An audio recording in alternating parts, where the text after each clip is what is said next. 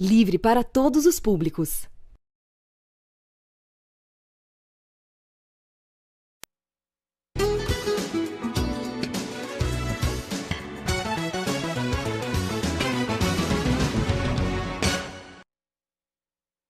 Olá pessoal, terça-feira, dia 13 de abril de 2021, bom para todos, começando agora ao vivo na TVT, canal 44.1, TV aberta, digital e também nas redes sociais, youtube.com/RedeTVT e facebook.com/RedeTVT.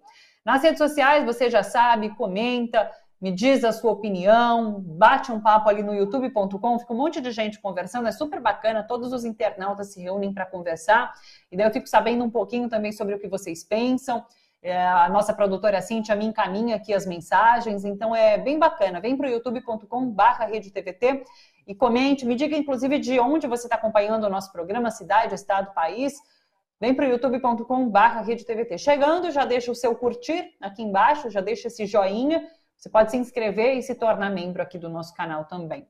Além disso, estamos ao vivo pela Rádio Brasil Atual, 98.9 FM, todos os dias ao vivo pela rádio às 3 horas da tarde, o programa Bom para Todos.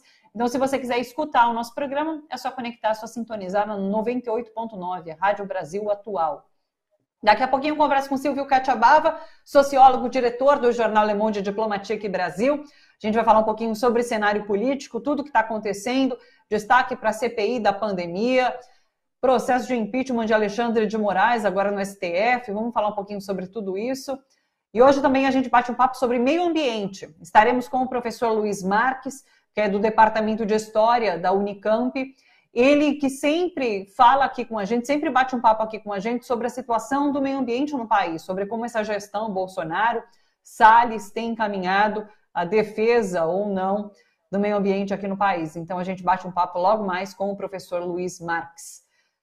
Vamos para as principais notícias do dia? Vamos dar início a essas conversas todas? Olha só, deixa eu pegar aqui. A Rosa Weber, ministra do STF, derrubou trechos do decreto que flexibiliza a compra e porte de armas e munições. 4 decretos de Jair Bolsonaro entram em vigor a partir de hoje, mas agora esvaziados em alguns de seus principais pontos pela decisão da ministra Rosa Weber do STF. Weber vetou a prática de tiro esportivo a partir de 14 anos, a possibilidade de aquisição de até 6 armas e o porte simultâneo de 2 armas. Em sua decisão, Rosa Weber fala da urgência do plenário do STF discutir esses decretos e conclui dizendo que os decretos ferem princípios básicos da Constituição ao sonegar proteção adequada e suficiente a direitos fundamentais nela assegurados e promover desalinho em relação à estrutura e dinâmica de relação entre os poderes da República. Ainda no STF, Cássio Nunes Marques será o relator do pedido de impeachment de Alexandre de Moraes no Supremo Tribunal Federal. Esse ministro, indicado por Jair Bolsonaro à Suprema Corte, recebeu a relatoria por um sorteio que sempre acontece aí para definir quem vai ser relator das pautas. O impeachment de Moraes é defendido abertamente por Jair Bolsonaro. Inclusive, vamos dar uma olhada nesse vídeo que mostra a reação de Bolsonaro ao saber que o seu indicado será o relator desse processo. Dá uma olhada. Agora à noite a notícia é que o Cássio Nunes está com o processo do Alexandre de Moraes aí, do impeachment. Caiu no o sorteio, caiu no Cássio Nunes. Caiu no Cássio Nunes. Lembrando que Bolsonaro tramou contra o STF, citou o impeachment de Moraes numa conversa telefônica com o senador Jorge Cajuru, que é autor desse pedido de impeachment de Alexandre de Moraes. O telefonema foi gravado e divulgado nas redes sociais. Daí, então, o filho do presidente, o senador Flávio Bolsonaro, entrou com uma representação contra Cajuru no Conselho de Ética por ter gravado e divulgado a conversa. Vamos para o Senado. Rodrigo Pacheco deve ler hoje em plenário o requerimento de instalação da Comissão Parlamentar de Inquérito que vai apurar a omissão do governo Jair Bolsonaro no enfrentamento à pandemia do novo coronavírus. É o tema em discussão hoje, tema importante, é a instalação dessa CPI da pandemia no Senado. E daí uma última notícia em relação à pandemia. A França acaba de anunciar que está suspendendo todos os voos para o Brasil por tempo indeterminado por conta do descontrole da pandemia do novo coronavírus aqui no nosso país. Silvio Catiabava, sociólogo, diretor do jornal Le Monde Diplomatique Brasil, já está aqui conectado com a gente para a nossa conversa. Tudo bem, Silvio? Como você está? Tudo bem, Carita. E você, tudo bem? Tudo bem também, Silvio. Na resistência, como sempre. Silvio, vamos falar sobre essa CPI da pandemia, então. Essa conversa telefônica que foi divulgada pelo senador Cajuru mostrava que Bolsonaro tinha interesse em ampliar o objetivo da CPI, né, incluindo prefeitos e governadores a serem investigados. Mas existe um detalhe no regimento interno do Senado, que é que você não pode investigar governos e prefeitos ali dentro. Você tem que se manter ali, o foco único é o governo federal, a instância federal. Então não é possível fazer isso com governadores e prefeitos. Além disso, há uma resistência muito grande, parece, por parte de senadores em instalar essa comissão de inquérito, né? O próprio Pacheco, quando foi falar sobre essa decisão do STF, disse que achava que não era momento de fazer uma CPI ali, não é momento político, vai servir de palanque eleitoral. E agora os senadores também se articulam para que a comissão só seja formada por senadores vacinados, o que implicaria em muitas restrições ali à formação dessa comissão. Então, parece que há uma resistência muito grande à instalação dessa CPI ali no Senado. Como você tem visto isso? Resistência de quem, né, Thalita? Porque foram 31 senadores que assinaram a petição para criar a CPI da pandemia.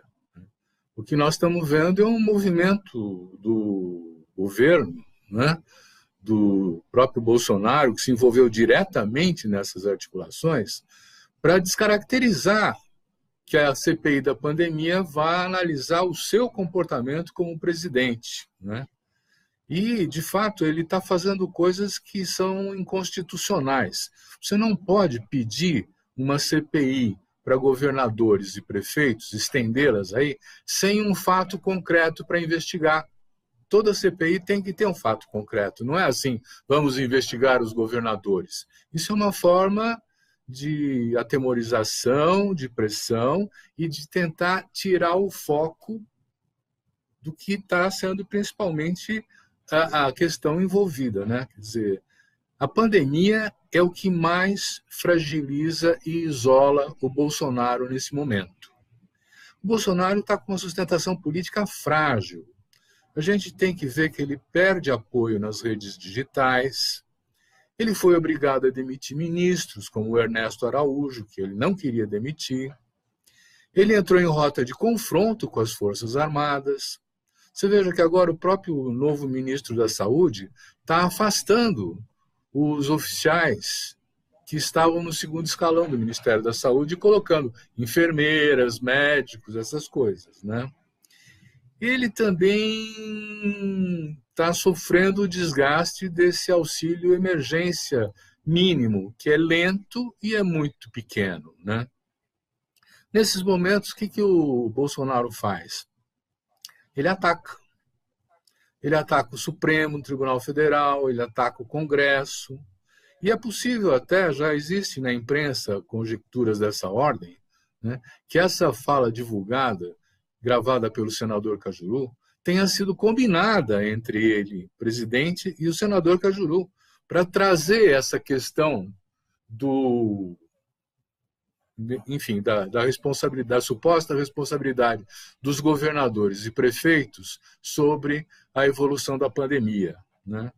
E aí o que essa versão coloca é que o filho entra com um processo contra o Cajuru, mas é mais assim uma figura de retórica, né? Quer dizer, então, o fato do Bolsonaro se envolver diretamente na articulação dessa defesa mostra o quanto ele está preocupado, né? E nós não podemos deixar de observar também um comentário pequeno, mas muito enfático, do vice-presidente da República, o Mourão, né? Ele falou num evento que o Supremo precisa reconhecer os limites da sua atuação.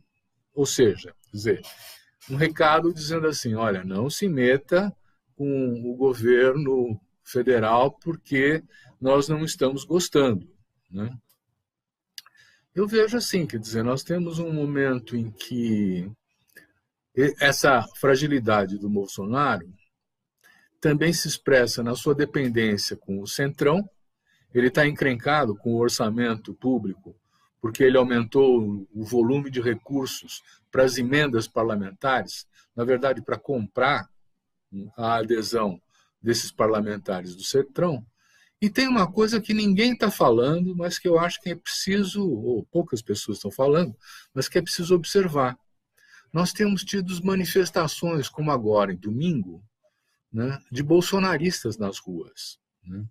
E eu, por exemplo, estive na Paulista, né, e encontrei com essa manifestação e vi bolsonaristas vestidos com vestimentas militares, né, em confraternização com a PM.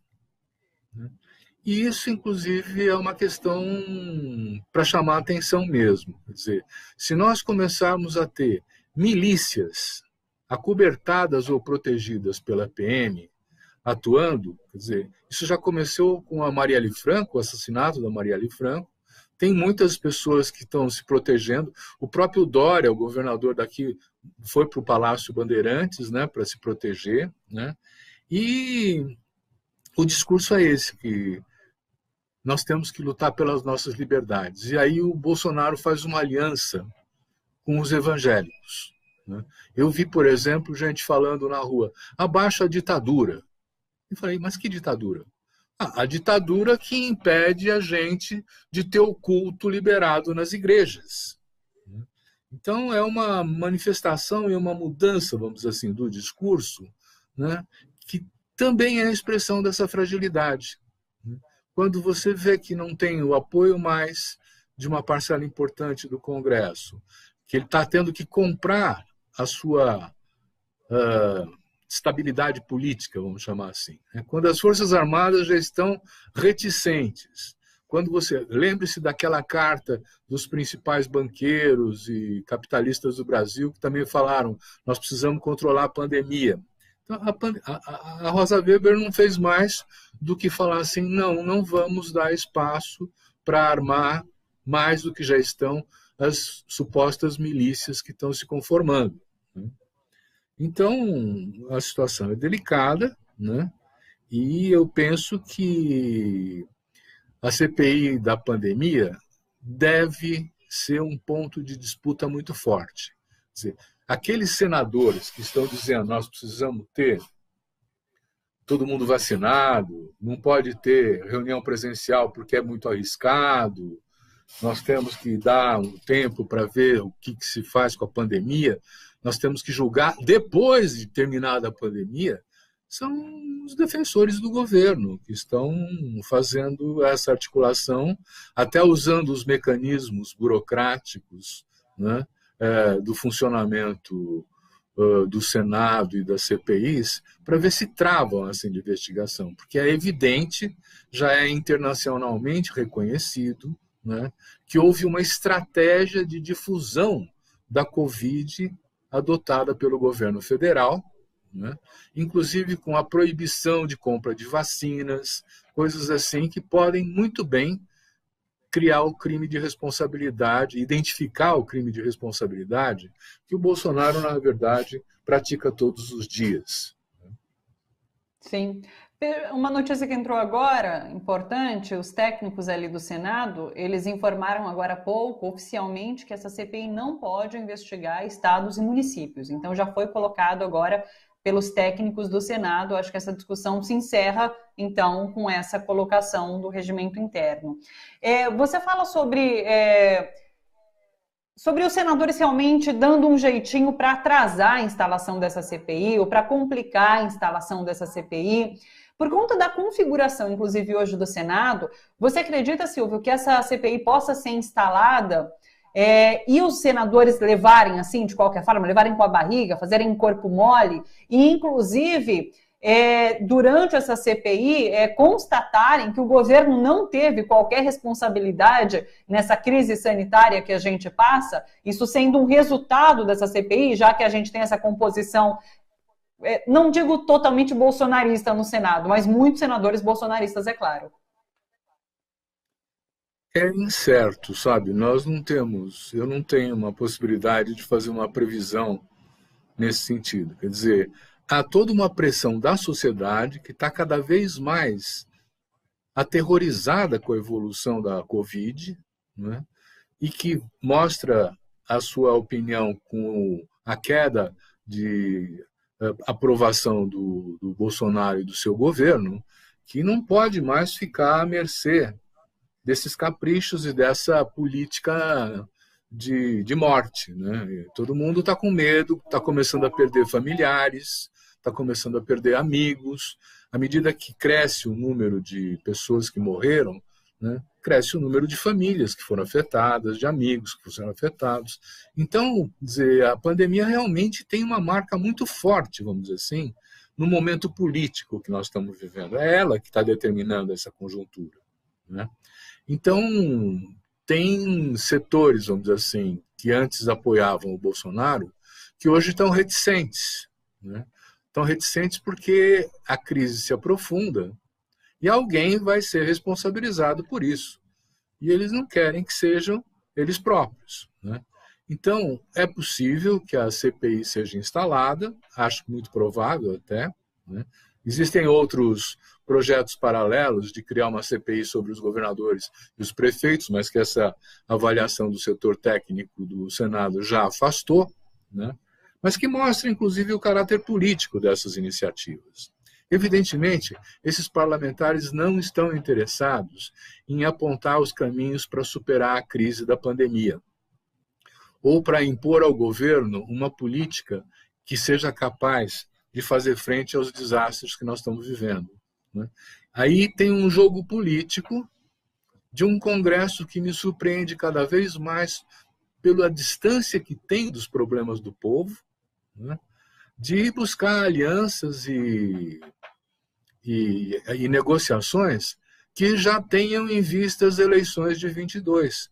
Nós não podemos ficar marcados nesse período, e também a grande imprensa está errando nisso, falando de 22. Nós temos falado da pandemia, nós temos falado de como nós vamos enfrentar, né? A estimativa é que nós vamos chegar a 650 mil mortos.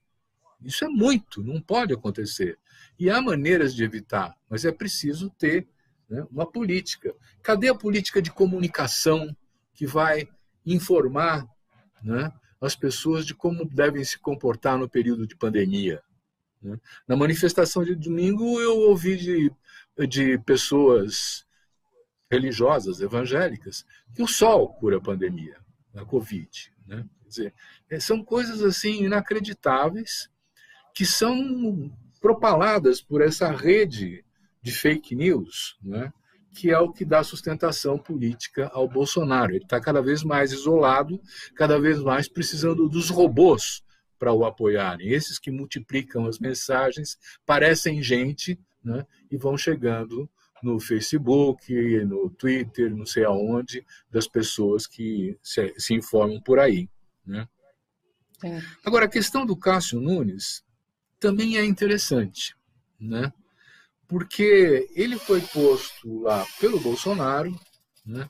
Foi ele que liberou por decisão monocrática o culto nas igrejas, uma decisão que foi cassada pelo plenário, né? Mas ele atende essa perspectiva, né? E, nesse momento, ele, quando fica escolhido como relator, ou é muita sorte do Bolsonaro, ou essa escolha também pode ser questionada, né? Ele está atacando um ministro do Supremo que tem nas suas mãos a condução da CPI das fake news, da CPI da organização dos atos antidemocráticos, da interferência do Bolsonaro na Polícia Federal, né? E essas questões são extremamente delicadas para o Bolsonaro. Então é uma guerra que você está vendo, né? O Alexandre de Moraes tem 6 pedidos de impeachment, o Gilmar Mendes tem 2, a Carmen Lúcia tem 1, o Fachin tem 1, né? O que é isso? É um ataque sistemático, né, ao Supremo, questionando a legitimidade do Supremo, assim como também o Bolsonaro fala do senador Randolph, né? Encher de porrada aquele cara, né? É um incitamento às milícias para adotarem a violência, né? E é um confronto com o parlamento. Ele nunca escondeu isso, né? Quer dizer, o ideal para ele é fechar o Supremo, fechar o Congresso e governar sozinho, né? E ele busca, vamos dizer assim, criar as condições para isso. No momento em que está fragilizado, ele radicaliza o argumento, né? E eu acho que nós precisamos prestar atenção nessas convocatórias de mobilizações sociais em período de pandemia, né? E o discurso que elas armam. Porque, de fato, quer dizer, tem uma parte da nossa população, que é cada vez menor, diga-se de passagem, agora nós estamos na casa dos 20%, né, que continua bolsonarista, né? Então, que argumentos são esses que sustentam essa decisão se os parentes, os amigos, os colegas de trabalho estão morrendo, né? É aí que eu acho que a questão dos valores, das ideias, né? Nós temos que valorizar a democracia, a solidariedade, a cooperação, o respeito aos direitos humanos, a dignidade das pessoas que precisam comer, porque eles tiraram o trabalho, fechou, tem lockdown, então você não pode trabalhar, como é que você vai sobreviver, né? Todas essas questões estão organizando uma trama mais articulada, mais densa, né, da crise nesse momento, né? O Bolsonaro sente isso, embora ele seja tosco dessa maneira, ele percebe, né, a fragilidade do momento, né, e ele busca se amparar em mecanismos formais, como essa ideia de ficar usando os recursos burocráticos para travar a CPI da pandemia, né? É uma situação onde as negociações e o sistema democrático funcionam cada vez menos. E nós temos confrontos que são curiosos, porque o Supremo Tribunal Federal ele não fez nada quando percebeu a manipulação política da turma da Lava Jato para condenar o Lula. Porque ali estava identificado um conjunto de interesses, né? Mas agora ele pode fazer algo, porque o que está de fato ameaçado são os seus próprios ministros, né? Ameaçados por pedidos de impeachment e por, vamos dizer assim, responsabilizações que eles não querem compartilhar. Vamos ver. Sim, e o que